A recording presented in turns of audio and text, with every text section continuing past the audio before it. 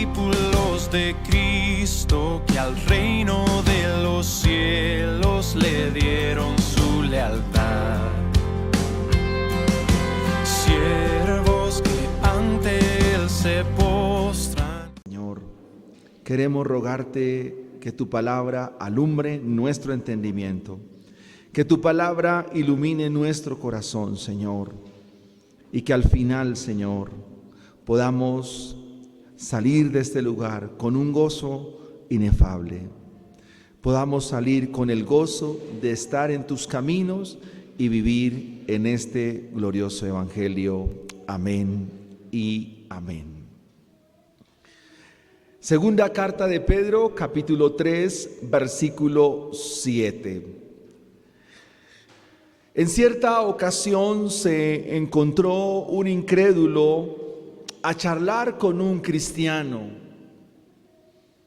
En dicha conversación, este incrédulo le dice al cristiano: el tiempo pasa y pasa, y Cristo nada que regresa, ¿cierto? El cristiano le respondió y le dijo: estimado escéptico, si el Señor no ha venido, es con un solo propósito: que tengas el tiempo para que tú vengas al arrepentimiento y experimentes su gracia salvadora y su perdón. El escéptico respondió con algo de burla y sarcasmo: no me interesa, ni tampoco creo en la existencia de su Dios. El cristiano le replicó: aunque en este momento no le conozcas, seguro estoy que un día le conocerás.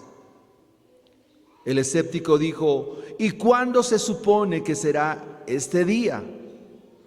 El cristiano le respondió: en el día del juicio lo conocerás. Queridos hermanos, este es el punto que Pedro hoy nos plantea. Un día, tarde o temprano, la humanidad sabrá y conocerá a Cristo, pero no como Salvador, sino como juez justo y santo que es. Esto será en el día del juicio, cuando los incrédulos, los escépticos y todo aquel que esté sin Cristo experimentará el ardor de su ira. No es quizás por lo que diga el cristiano, sino porque la palabra de Dios lo afirma de forma categórica y contundente.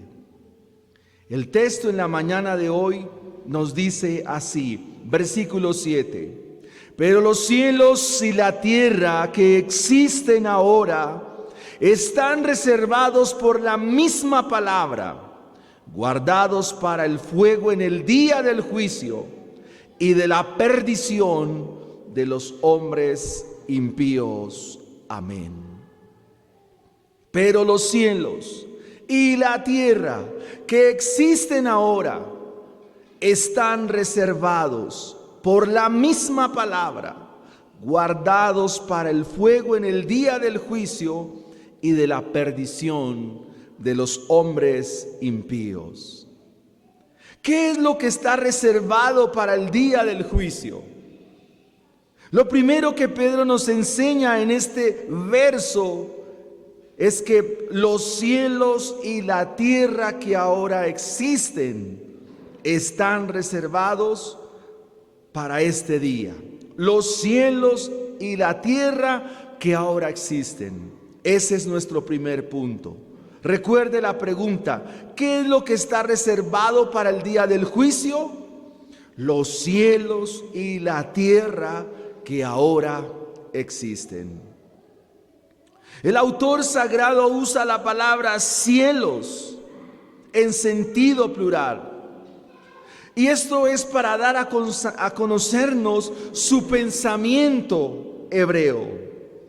Hablar de los cielos es hablar en cuanto a la atmósfera, es hablar del espacio estelar, pero también se nos habla del cielo empíreo, es decir, la morada de Dios.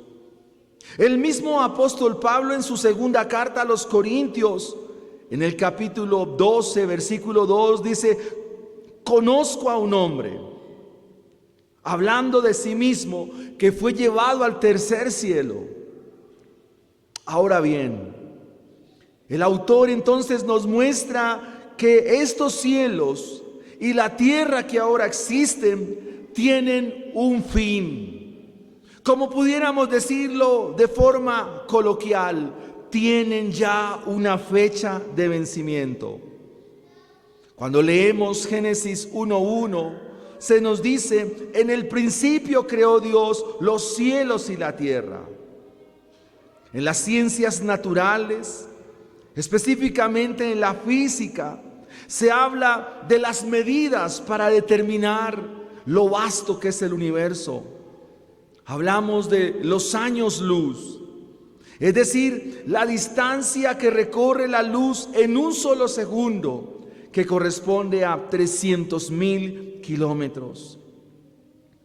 Y vemos que este vasto universo es infinito, pareciera que no tiene límite.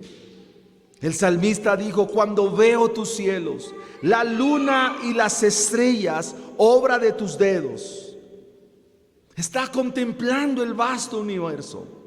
El mismo salmista en el capítulo 19 dice: los cielos cuentan la gloria de Dios y el firmamento anuncia la obra de tus manos. Pero Pedro hoy nos dice que estos cielos y esta tierra tienen una reserva de parte de la palabra del Señor. Cuando leemos el capítulo 1 de Génesis, vemos cómo Dios ordena la creación. Vemos el sentido que tiene todo lo creado. Vemos su sentido de belleza.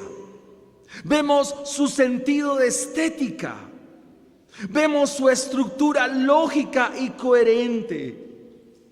Pero Pedro hoy nos dice que esta creación tan llena de estética, tan llena de belleza, tan llena de coherencia, tan majestuosa, tan vasta y que habla de nuestro Creador, están reservadas para destrucción. La pregunta es: ¿y por qué la tierra está reservada para destrucción? ¿Por qué los cielos están reservados para destrucción? La respuesta la encontramos en Génesis capítulo 3.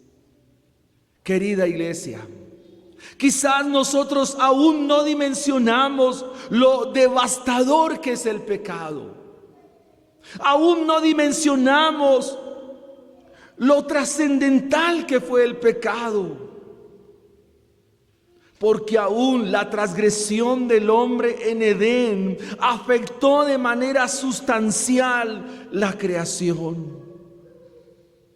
En Génesis 3:19, el Señor, sentenciando la tierra, dice estas palabras: por causa de tu transgresión, Adán, por causa de tu pecado, maldita será la tierra por tu causa. Espinos y cardos producirá. Y recuerda que polvo eres y al polvo has de volver.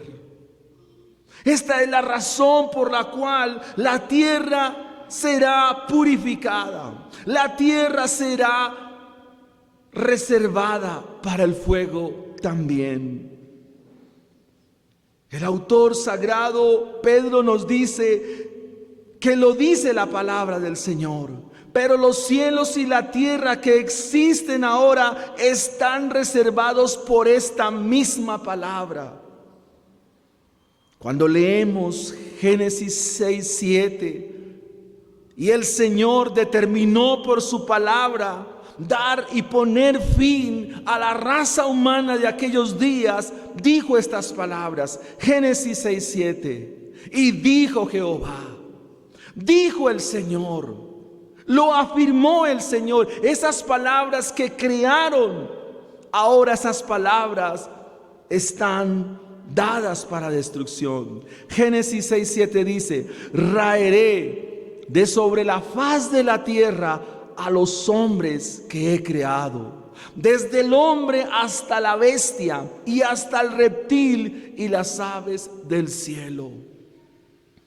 Génesis 6:13 dice: dijo pues Dios a Noé. Y aquí vemos cómo Dios habla a los suyos, cómo Dios habla a los que ha llamado por esta bendita gracia. Dijo Dios a Noé, a un justo, así como en esta mañana nos habla a nosotros. En aquella ocasión Dios habló a Noé y le dijo: he decidido el fin de todo ser, porque la tierra está llena de violencia a causa de ellos. Y he aquí que yo los destruiré con la tierra. Génesis 6:17 dice: he aquí que yo traigo un diluvio de aguas sobre la tierra para destruir toda carne en que haya espíritu de vida debajo del cielo. Todo lo que hay en la tierra morirá.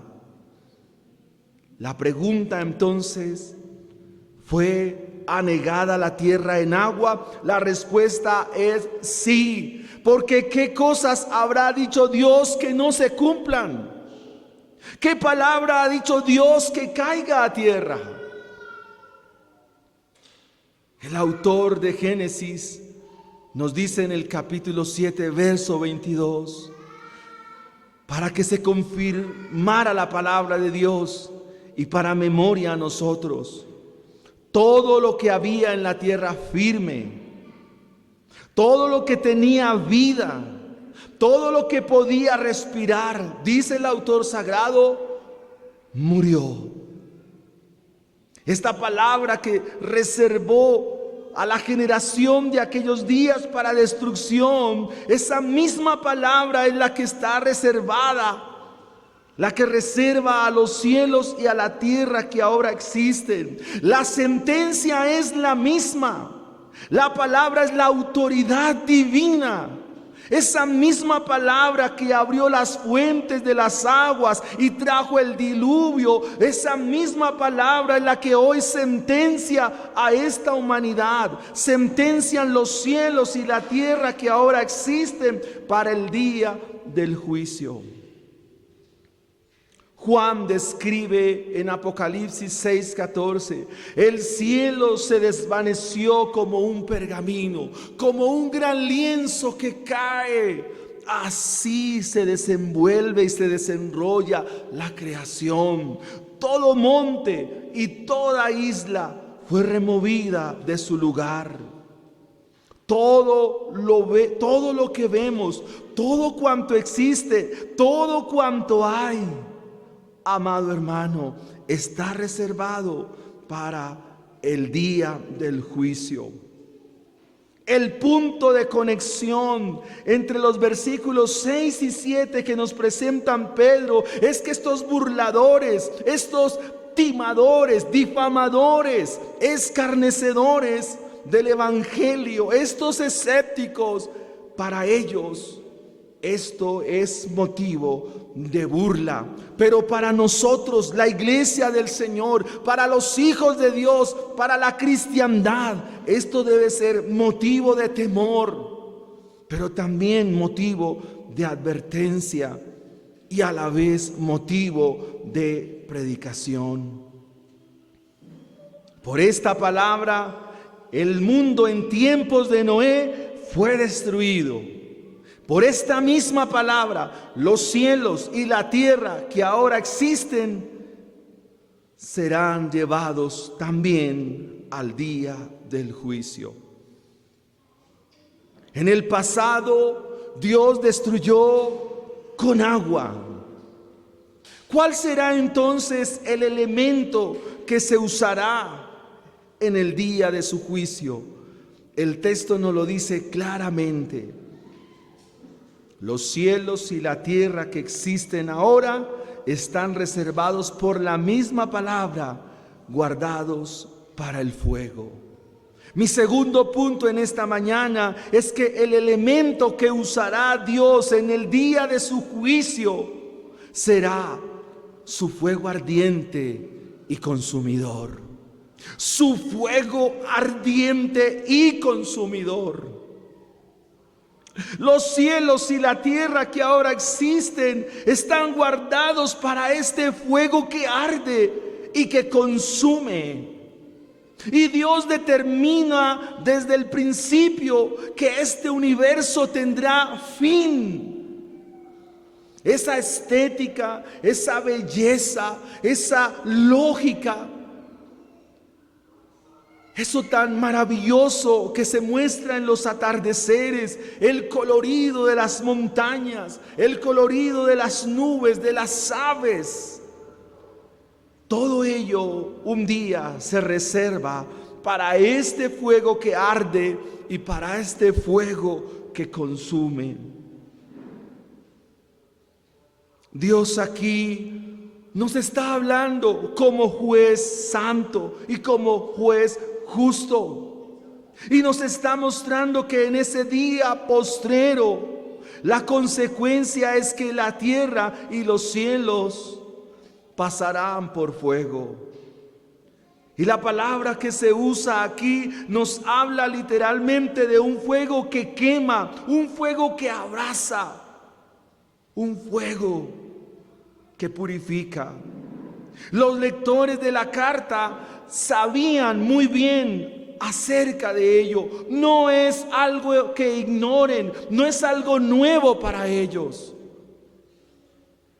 Para los receptores de esta carta, a quien Pedro se dirige, el lenguaje del fuego les es muy común. El lenguaje del fuego les es muy de su inherencia.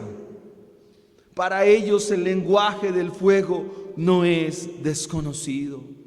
Es probable que para nosotros este lenguaje sí sea desconocido por una razón. Quizás nosotros no leemos la Biblia con la propiedad y con la pasión, con el hambre, como decía nuestro hermano, con esa sed de entender y conocer los propósitos de Dios. Para los receptores de la carta a quien Pedro se dirige, el lenguaje del Antiguo Testamento les es muy diciente, porque Dios dejó evidencias de sus juicios parciales en la antigüedad. Cuando la Escritura se refiere al fuego, a su fuego ardiente y consumidor, no hay titubeo alguno, no hay margen de duda. Así que de manera práctica y aplicativa para la iglesia actual, este mensaje no debe ser desconocido. Para nosotros como cristianos, el lenguaje de que Dios consume con su fuego ardiente no debe ser extraño, porque las Escrituras nos hablan de ello de manera amplia y de manera suficiente. El punto aquí es que Dios está manifestando su justicia. Cuando Juan nos dice en el capítulo 17, según su evangelio, que esta es la vida eterna, que te conozcan a ti, el único Dios verdadero, y a su Hijo Jesucristo, a quien ha enviado, nos está diciendo que la iglesia debe conocer a un Dios que es justo y que es santo y que no tomará por inocente al que es culpable. Que Dios no franqueará su justicia, que la justicia de Él no es como la justicia corrupta y torcida de este mundo, sino que su justicia es santa, es justa. La primera vez que se nos menciona acerca de Dios como fuego, lo encontramos en Deuteronomio capítulo 4, versículo 24. En las llanuras de Moab, el Señor a través de Moisés está dirigiéndose a su pueblo como lo hace hoy a través de su palabra a ustedes y a mí. ¿Qué les dice allí Moisés acerca del Dios que los libró de la mano de los egipcios y que con mano poderosa los sacó de allí? Deuteronomio 4:24. Porque el Señor, tu Dios, es fuego consumidor. Quiero que usted lo pueda decir en esta mañana en primera persona. El Señor, mi Dios, es fuego consumidor. Es un Dios celoso. Tenemos dos atributos de Dios: que Dios es fuego consumidor, pero que también Dios es celoso. ¿Y por qué Dios se manifiesta a su pueblo de esta manera? ¿Por qué Dios se revela como fuego consumidor? ¿Qué tiene que ver con su pueblo? Querida iglesia, Dios se manifiesta de esta manera por una razón: porque su palabra es santa, y porque Él es santo, y porque no admite en su pueblo ninguna forma de pecado. Y si hay pecado, habrá que consumirlo, y habrá que quitarlo, y habrá que sacarlo, porque Dios es fuego consumidor. Pero no solo Dios es fuego consumidor a causa de su santidad, sino que también Dios es fuego a causa de su misma naturaleza. Su naturaleza preceptiva y decretiva, que nos indica a todos y cada uno de nosotros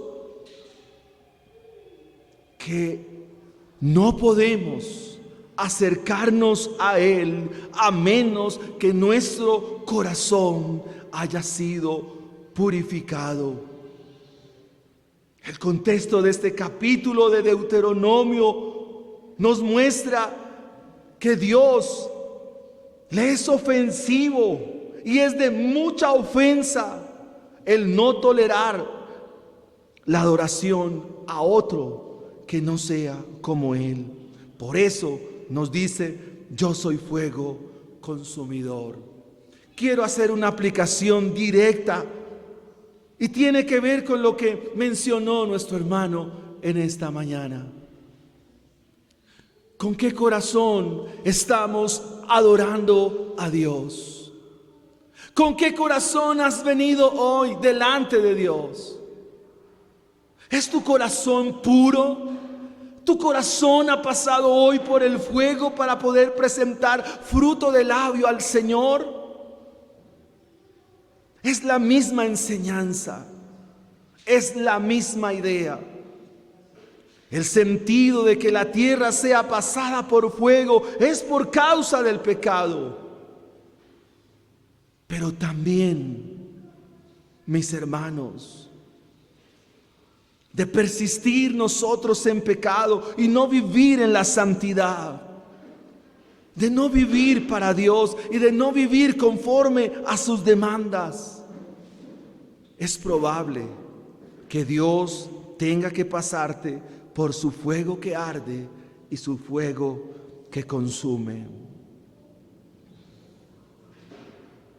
Uno de los textos que más me llaman la atención o que me llamaron la atención lo encontramos en Levítico capítulo 10. Dos hombres dedicados al servicio del Señor. Dos hombres consagrados sobre los cuales se derramó aceite. Dos hombres que estaban dedicados para servir en el tabernáculo del Señor. Levítico capítulo 10. Versículos 1 y 2. Nadab y Abiú, hijos de Aarón. Dice que cada uno tomó su incensario y pusieron en ellos fuego, sobre el cual pusieron incienso y ofrecieron delante de Jehová fuego extraño que él nunca les mandó. Inventaron, fueron ingeniosos en lo que querían presentar a Dios.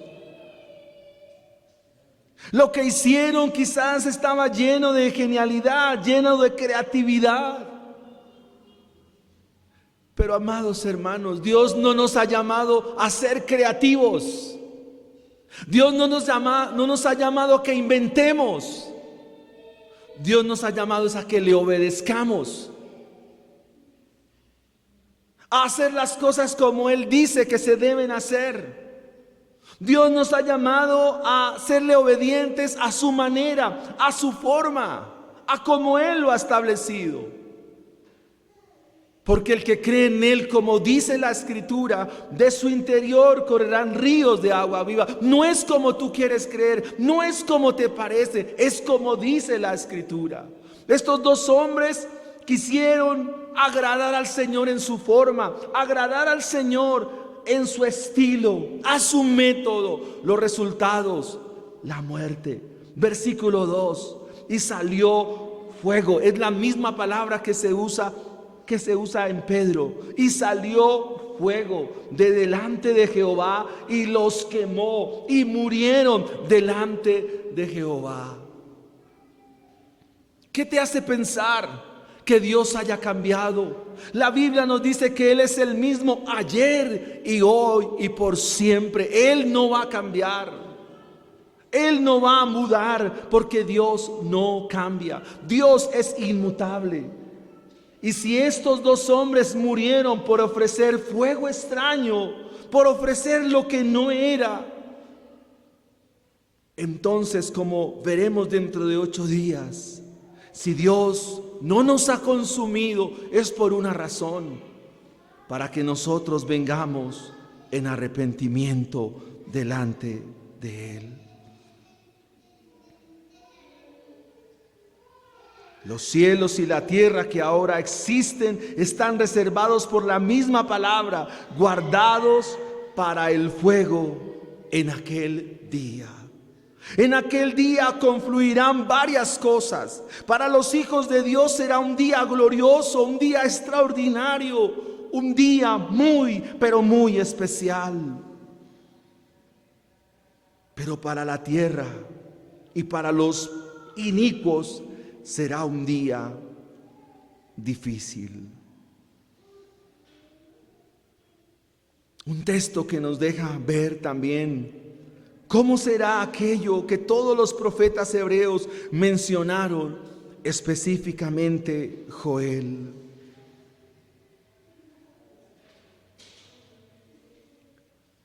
Mateo 24 nos dice que en aquellos días las estrellas caerán del cielo. ¿Qué significa eso?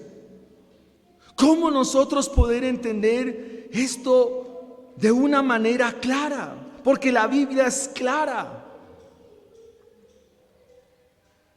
El capítulo 9 del Éxodo, el Señor nos dio también formas de sus juicios. Éxodo 9, 22 al 26 nos dice: y Jehová dijo a Moisés: todos los textos que he mencionado es porque Dios dice, es porque Dios lo ha dicho. Y aquí encontramos una vez más Dios diciendo a Moisés, Dios hablando, Dios predicando, Dios anunciando su mensaje: extiende tu mano hacia el cielo para que venga granizo en toda la tierra de Egipto, sobre los hombres, sobre las bestias, sobre toda la hierba del campo en el país de Egipto. Y Moisés extendió su vara hacia el cielo, y Jehová hizo tronar y granizar, y el fuego se descargó sobre la tierra. Subraya esa expresión: y el fuego. Estoy en Éxodo capítulo 9, versos 22 al 26. Y el fuego se descargó sobre la tierra. Y Jehová hizo llover granizo sobre la tierra de Egipto. Hubo pues granizo y fuego mezclado con granizo tan grande, cual nunca hubo en toda la tierra de Egipto desde que fue habitada. Y aquel granizo, mire lo que hizo, hirió toda la tierra de Egipto, todo lo que estaba en el campo, así hombres como bestias. Asimismo destrozó el granizo toda hierba del campo, desgajó todos los árboles del país. Solamente en la tierra de Gosén, donde estaba el pueblo de Dios, allí no cayó granizo. ¿Qué es el granizo? El granizo es agua congelada que desciende en forma violenta de las nubes. Son granos duros, sólidos. Pero la descripción que hoy nos hace la Biblia nos habla de grandes bolas sólidas, fuertes, que descienden con violencia del cielo. Cuando la Biblia nos habla, o cuando los autores hebreos, el mismo Juan dice que las estrellas caían del cielo, ellos asocian con lo que ellos conocen, con lo que ellos ven, con lo que ellos perciben de su realidad, y lo asocian como si las estrellas mismas cayeran del cielo. Y nos habla el texto de que estos granos grandes, sólidos, desgajaron los mismos árboles, que la tierra de Egipto sucumbió ante la plaga que venía del cielo. Y esto nos da la idea de cómo será aquel día. El escritor Juan en el Apocalipsis nos dice esto, que hoy tiene que estremecernos, hermanos. Apocalipsis 6:15 dice: y los reyes de la tierra, y los grandes, los ricos, los capitanes, los poderosos, todo siervo, todo libre, se escondieron en las cuevas, entre las peñas de los montes, y decían a los montes y a las peñas: caed sobre nosotros y escondednos del rostro de aquel que está sentado en el trono y de la ira del Cordero, porque el gran día de su ira ha llegado, y ¿quién podrá sostenerse en pie? ¿Quién podrá sostenerse delante del Cordero de Dios? Otra muestra del mismo fuego lo encontramos en Génesis 19:24, cuando el Señor envía a sus ángeles para destruir las dos ciudades de Sodoma y Gomorra. Dice en Génesis 19:24: entonces Jehová hizo llover sobre Sodoma y sobre Gomorra azufre y fuego de parte de Jehová desde los cielos, y destruyó las ciudades y toda aquella llanura con todos sus moradores, con todo el fruto de la tierra. Querida iglesia, Jehová es fuego consumidor. Jehová es fuego consumidor. Fuego sale delante de él, porque he aquí Jehová vendrá con fuego, sus carros como torbellino, para descargar su ira con furor, su reprensión como llama de fuego, porque Jehová juzgará con fuego y con su espada a todo hombre, y los muertos de Jehová serán multiplicados. Isaías 66, 15 al 16. La pregunta entonces: ¿la tierra será renovada o destruida? La respuesta es que está reservada para el juicio. Pero Dios en su actividad de redentora permite y da fuego para que todo lo creado pueda alcanzar la purificación a causa del pecado. Será completamente destruido.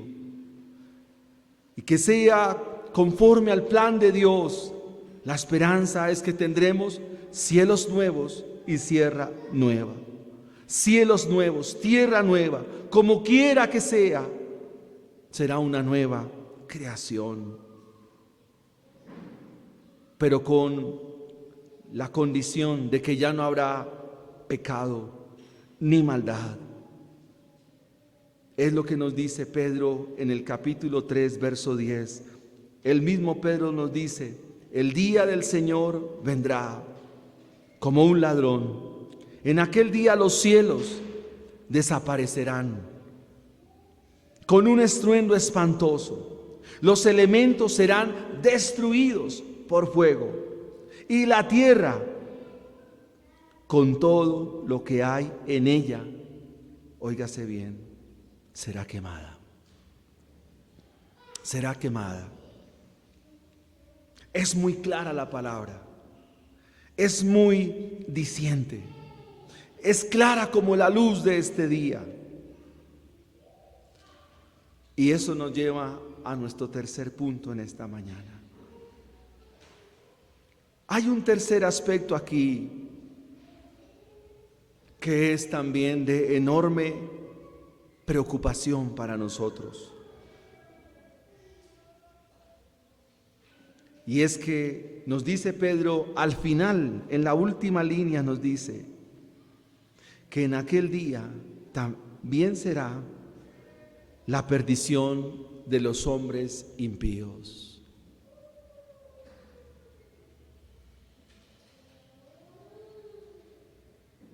¿Qué es un impío según la Biblia? Es aquel que practica la impiedad. Es alguien que practica el pecado. Pero también la Biblia se refiere al impío como aquel o aquella que llevan una vida sin Cristo. Aquellos que llevan una vida sin Cristo.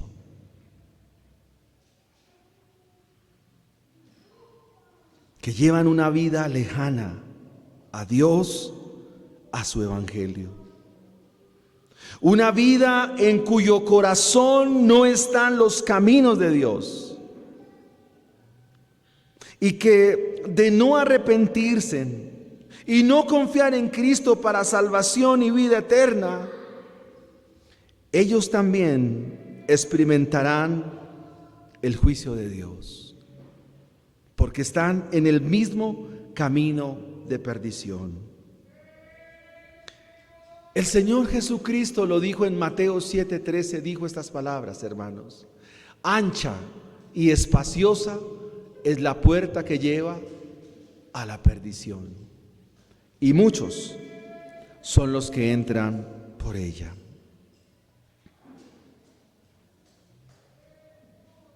Quiero que te hagas una pregunta ahí donde estás. ¿Qué personas cercanas a ti están sin Cristo?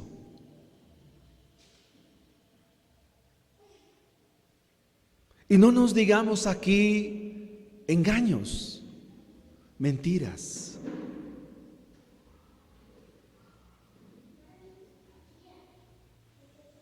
No nos engañemos hoy, porque sería vivir de falsas ilusiones. No lo hagamos de esta manera, hermanos. Pero sí, la palabra del Señor hoy nos hace una seria advertencia acerca de nuestro quehacer y nuestra tarea como cristianos. Cuando una persona, en su corazón está esa fe que llamamos bíblica. Cuando una persona en su corazón tiene una fe según el Evangelio, una fe según las Sagradas Escrituras, esa fe se evidencia. Esa fe se hace notoria. Esa fe se ve y se hace real.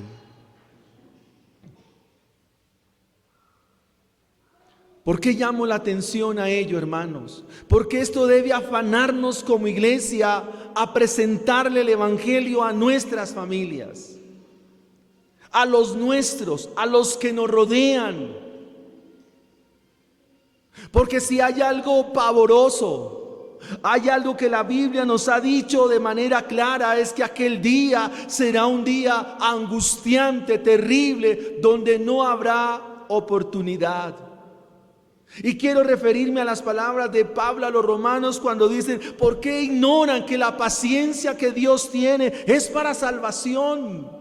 Cada día que el Señor nos da no es porque Él no vaya a venir, Él va a venir, sino que cada día que el Señor nos da es para que todos nosotros y los nuestros vengan al arrepentimiento. La paciencia de Dios es para salvación. Amados hermanos, querida iglesia, este es un llamado de atención para que te instruyas en cada discipulado, para que tengas las herramientas adecuadas para presentarle el Evangelio a su familia, para que presentemos el Evangelio de manera correcta a los nuestros, como lo dice realmente la Biblia. Si tú amas a los tuyos, amas tus hijos, amas tus nietos, amas los tuyos, preséntale la verdad. No le digas con palabras extrañas, con palabras que no tienen que ver. El Señor fue muy directo en su predicación y su mensaje. Los apóstoles fueron muy directos en su predicación y su mensaje. Entonces, ¿por qué nosotros queremos como distorsionarlo o disfrazarlo como para no ser tan incisivos o ser tan directos, como para no dañar la relación? No, mis hermanos. Dios estableció un día en el cual juzgará al mundo. Y si tus hijos, tu familia no se arrepiente, también los va a juzgar. Porque ese día no le verán como Salvador, le verán como un Dios justo. En aquel día, todo poder, todo juicio le será dado al Hijo. En este día, ¿quiénes serán juzgados? Los apóstatas, los incrédulos, los que están sobre la tierra. Comparecerán al tribunal de Cristo para dar cuentas por sus pensamientos, por sus palabras, por sus acciones, por su forma de vida, por su estilo de vida. Y recibirán la justa paga conforme a su extravío. El propósito que Dios establece en este día es la manifestación de su gloria, porque la gloria de Dios también se manifestará en sus juicios. La salvación de los escogidos de Dios, pero la justicia y la condenación a los reprobos, a los malvados, a los desobedientes.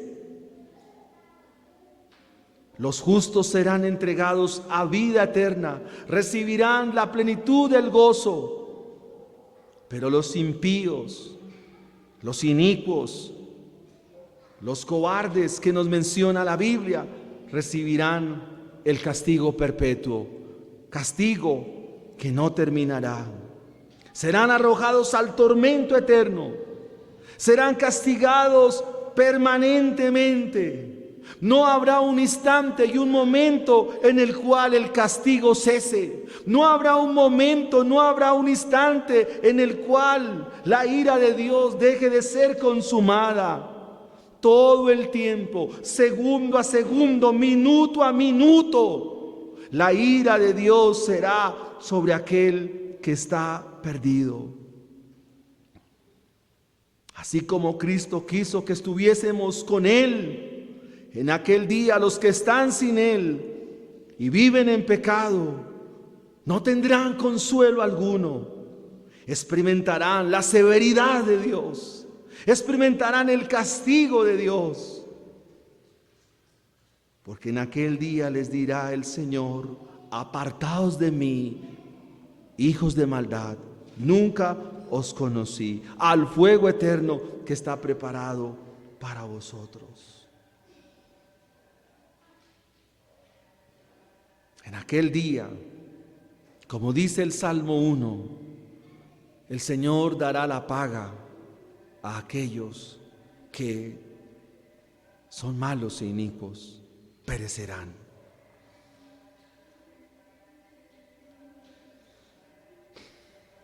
Quisiera hacer dos breves aplicaciones. No te olvides, hermano, que Dios lo hizo con agua, lo hizo con fuego, en el pasado parcialmente, en aquel día lo hará totalmente. Esta vez lo hará con fuego y será definitivo el juicio. Está muy claro.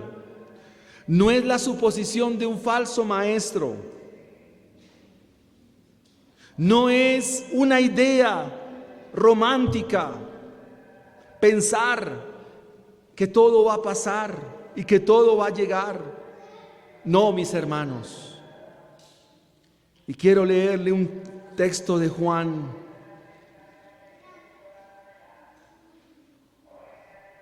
Primera de Juan 3:3.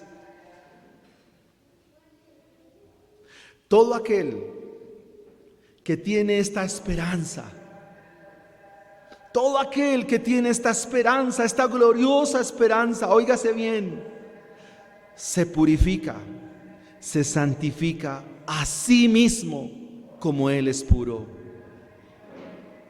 ¿A qué nos llama entonces el Señor en esta mañana? A santidad, hermanos. Nos llama a amar la santidad, porque todo aquel que tiene esta esperanza en Dios, de un día verle como Él es, en su gloria y su poder, está llamado a santidad. Bienaventurados los limpios de corazón, porque ellos verán a Dios. El autor a los Hebreos nos dice: sin santidad nadie verá al Señor. Es un llamado a la iglesia a la santidad. Segunda aplicación: el punto de Pedro es la justicia de Dios. El punto de Pedro es la santidad de Dios. Y Dios aquí aplicará su justicia. Dios aquí aplicará su poder, su justa ira. Y aquí nuestro Señor se ve como un juez justo. Y en la conversación que tenía el cristiano con el escéptico, el Señor dijo el cristiano le dijo: un día lo conocerás, pero no como Salvador. Un día lo conocerás como juez. Hermanos, amada iglesia del Señor,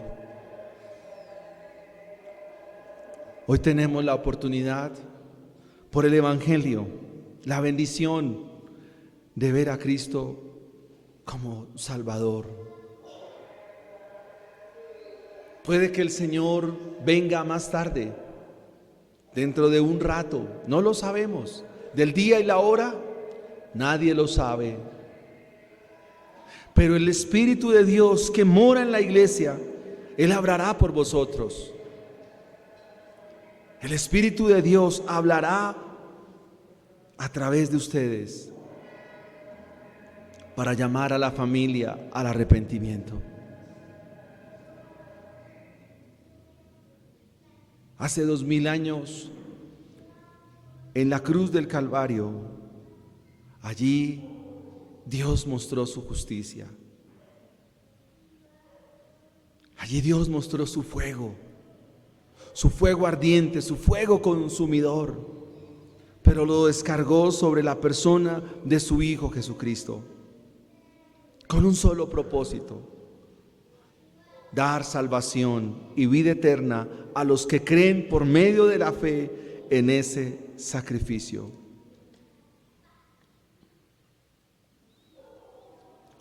El apóstol Pablo, hablando a los romanos, en el capítulo 5, les dice estas palabras para que hoy nosotros las abracemos. Romanos 5:8 dice que Dios muestra su amor para con nosotros. ¿Dónde mostró su amor? Allí en la cruz, en que siendo aún pecadores, Cristo murió por nosotros. Allí Cristo murió. Y dice el versículo 9: pues mucho más, estando ya justificados en su sangre, por él seremos salvos de su ira. Ese es el evangelio, hermanos. Creer en la obra de Cristo Jesús. Porque confiando en ello, dice Romanos 5:9, seremos salvos de aquel día. Así como en la tierra de Gosén no cayó granizo, en aquel día el fuego no será sobre el pueblo que ha creído a Cristo Jesús. Porque si siendo enemigos fuimos reconciliados con Dios por la muerte de su Hijo, mucho más, estando reconciliados, seremos salvos de su ira eterna. Este es el evangelio. Pongámonos en pie y oremos en esta mañana. Padre, quiero en esta mañana, Señor, unirme a las palabras del salmista David.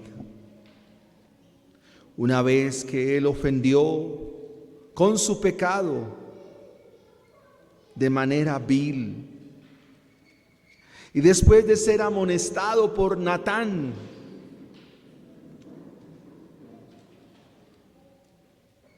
después de ser confrontado por el evangelio, después de ser confrontado por la palabra tuya, Señor, dijo estas palabras: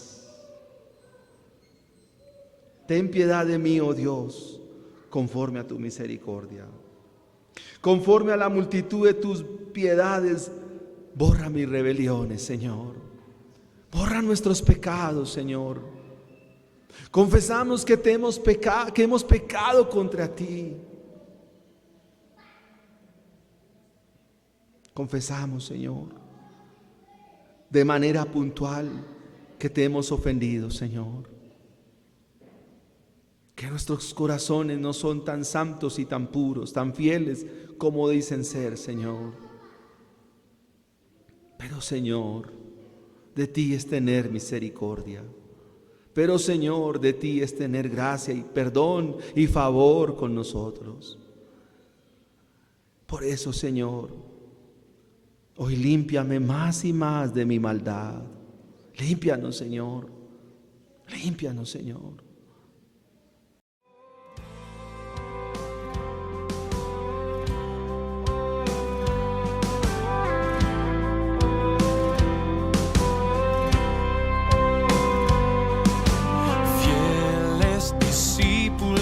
De Cristo que al reino